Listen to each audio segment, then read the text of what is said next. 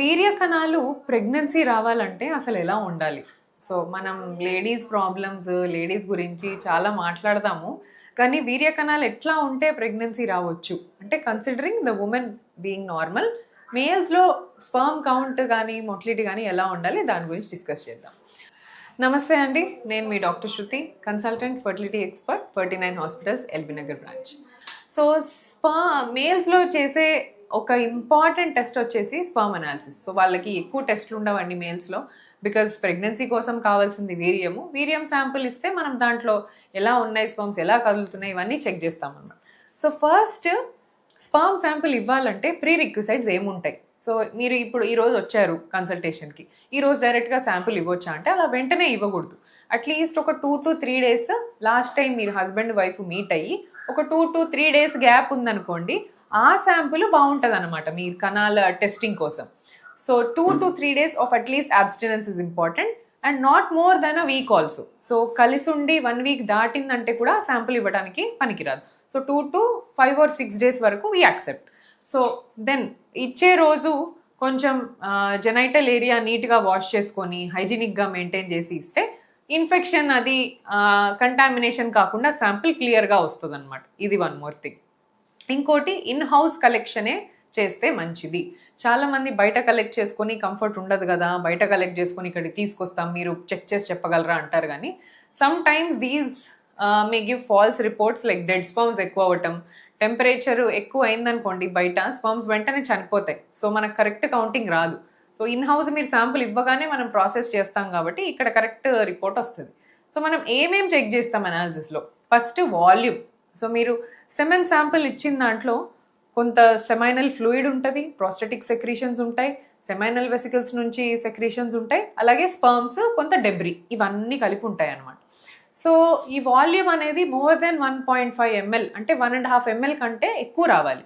ఇంతకంటే తక్కువ వస్తే ఇట్ ఈస్ కాల్డ్ లో వాల్యూమ్. కొద్దిగా వాల్యూమ్ తక్కువ ఉంది స్పర్మ్ అని మనం అనుకోవచ్చు. అండ్ ఎందుకు వాల్యూమ్ తక్కువ ఉందో కూడా మనం దాన్ని ఎవాల్యుయేట్ చేసుకోవాలి. సో మోర్ దెన్ 1.5 ఉండాలి.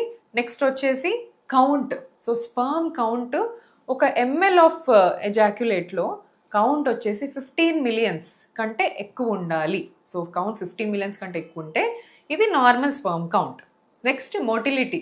స్పర్మ్లో మోటిలిటీ డిఫరెంట్ టైప్స్ ఉంటుందండి. స్పర్మ్ ఒకటి చాలా ఫాస్ట్గా మూవ్ అవుతుంటుంది, ఒకటేమో చాలా స్లోగా స్లగ్గిష్గా మూవ్ అవుతుంది, ఇంకోటి అక్కడక్కడే సర్కిల్స్లో తిరుగుతూ ఉంటుంది, ఇంకొన్ని డెడ్ స్పర్మ్స్ అసలు మూవ్ కావట్లేదు అంటే they can be live are dead but they want move. So ఇలాంటివి ఉంటాయి. మనకి ప్రెగ్నెన్సీకి కావాల్సిన స్పర్మ్ యాక్టివ్గా ఫాస్ట్గా మూవ్ అయ్యే స్పర్మ్ మాత్రమే. So progressively motile sperms more then 32% ఉండాలి ఆ ఉన్న శాంపుల్లో. ఇది ఇంకొక పాయింట్. Next morphology.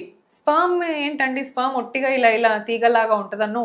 స్పర్మ్కి 3 parts ఉంటాయి. ఒక హెడ్ ఉంటుంది, నెక్ ఉంటుంది and tail.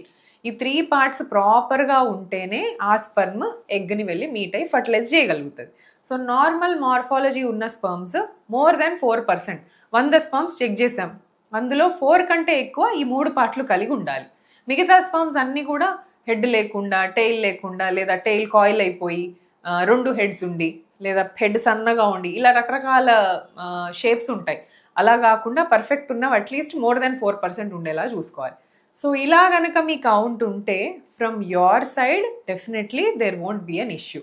So men side నుంచి ప్రాబ్లం లేదు అని చెప్పొచ్చు స్పర్మ్ కౌంట్ బాగుంటే. కానీ కౌంట్కి సెక్స్ సామర్థ్యానికి రిలేషన్ ఉందా?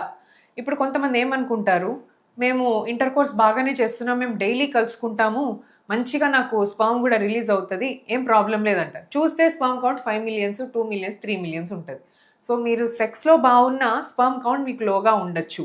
అలాగే మీకు సెక్స్లో మంచిగా లైక్ తొందరగా రిలీజ్ అవ్వటమో, లేదా సరిగా ఎరెక్షన్ కాకపోవటమో, ఇలాంటి ప్రాబ్లమ్స్ ఉన్న స్పర్మ్ కౌంట్ బాగుండొచ్చు. రెండు చెక్ చేసుకోవడం ఇంపార్టెంట్. బికాస్ స్పర్మ్ లోపలికి వెళ్ళాలంటే ఫస్ట్ ఆఫ్ ఆల్ రిలీజ్ కరెక్ట్గా అవ్వాలి, పెనిస్ ఎరెక్ట్గా ఉండాలి, థ్రస్ట్ ఉండాలి, ఇవన్నీ ఉండాలి. సో ఇవన్నీ కూడా జాగ్రత్తగా చూసుకోవాలన్నమాట.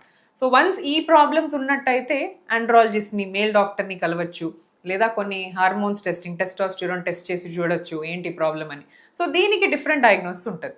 ఇవన్నీ బాగుంటే జనరలీ కన్సీవింగ్కి ఏ ప్రాబ్లము ఉండదు. సో స్పర్మ్ అనాలిసిస్ చేసే ముందు ఇవి మీ మైండ్లో పెట్టుకొని రిపోర్ట్ మాత్రం ఖచ్చితంగా ఒక సర్టిఫైడ్ ఫర్టిలిటీ స్పెషలిస్ట్తోనే రిపోర్ట్ ఎక్స్ప్లెయిన్ చేయించుకోండి.